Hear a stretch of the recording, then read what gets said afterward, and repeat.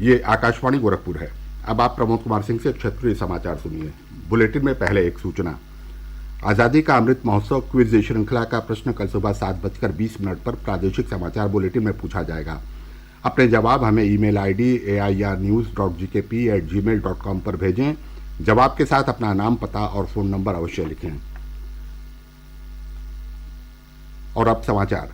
मुख्यमंत्री योगी आदित्यनाथ ने प्रदेश में कोविड टीके की एहतियाती डोज लगाने के अभियान में तेजी लाने के निर्देश दिए हैं। लखनऊ में आज उच्चाधिकारियों के साथ बैठक में उन्होंने कहा कि प्रदेश में आज़ादी का अमृत महोत्सव के तहत 75 दिनों तक सरकारी कोविड टीकाकरण केंद्रों पर निःशुल्क टीके लगाने का अभियान जारी है।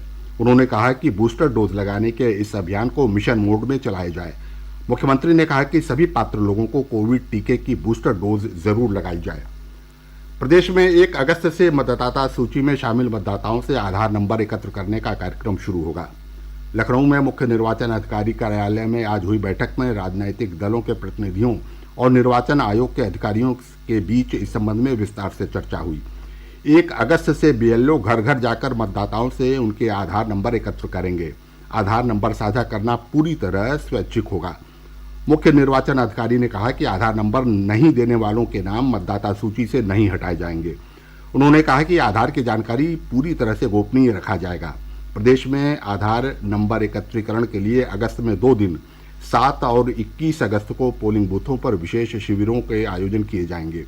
कोई भी मतदाता इन शिविरों में आकर अपना आधार नंबर जमा कर सकता है। कॉरपोरेट कार्य मंत्रालय ने कहा है कि कंपनियां हर घर तिरंगा अभियान से संबंधित गतिविधियों के लिए अपने कंपनी सामाजिक दायित्व CSR फंड से खर्च कर सकती हैं। मंत्रालय ने कहा है कि इस अभियान से संबंधित गतिविधियों के लिए CSR निधि खर्च किए जाने को कंपनी अधिनियम के अंतर्गत संस्कृति संबंधी शिक्षा को प्रोत्साहन देने के तहत पात्र समझा जाएगा। सरकार आज़ादी का अमृत महोत्सव के रूप में हर घर तिरंगा अभियान आयोजित कर रही है। इसका लक्ष्य देश की स्वतंत्रता की 75वीं वर्षगांठ के अवसर पर लोगों को राष्ट्रीय ध्वज अपने घर पर फहराने के लिए प्रेरित करना है।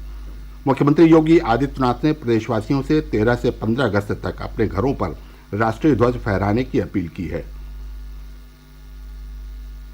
आज़ादी के 75 वर्ष पूरे होने पर प्रदेश में 11 अगस्त से 17 अगस्त तक स्वतंत्रता सप्ताह मनाया जाएगा। जनपद हमीरपुर में इसकी तैयारियां तेज गति से जारी हैं। जिलाधिकारी ने बताया कि 13 से 15 अगस्त तक चलने वाले हर घर तिरंगा अभियान के तहत जिले में 2,46,000 घरों पर तिरंगा फहराने का लक्ष्य है। उन्होंने बताया कि हर घर तिरंगा अभियान के लिए नोडल अधिकारी नामित कर दिए गए हैं। जनपद को 1,40,000 राष्ट्रीय ध्वज उपलब्ध कराए जाएंगे। जिलाधिकारी ने कहा कि जो लोग सक्षम हैं वो तिरंगा खरीद कर फहराएं। पूर्व राष्ट्रपति, महान वैज्ञानिक और भारत रत्न से सम्मानित डॉक्टर APJ अब्दुल कलाम की आज 7वीं पुण्यतिथि है। मिसाइल मैन के नाम से प्रसिद्ध डॉक्टर कलाम को सर्वश्रेष्ठ शिक्षकों में याद किया जाता है।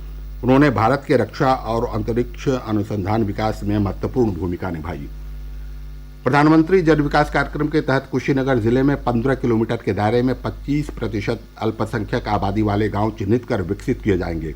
जिला अल्पसंख्यक कल्याण अधिकारी लालबन ने बताया कि इस परियोजना में 33 से 40% संसाधन का इस्तेमाल महिलाओं और बालिकाओं के सशक्तिकरण पर केंद्रित होगा।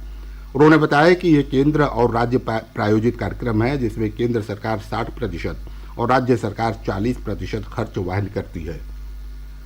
प्रदेश के लगभग सभी स्थानों पर कल से वर्षा होने का अनुमान है। मौसम विभाग के अनुसार पूर्वी उत्तर प्रदेश में वर्षा का क्रम 1 सप्ताह तक जारी रहेगा।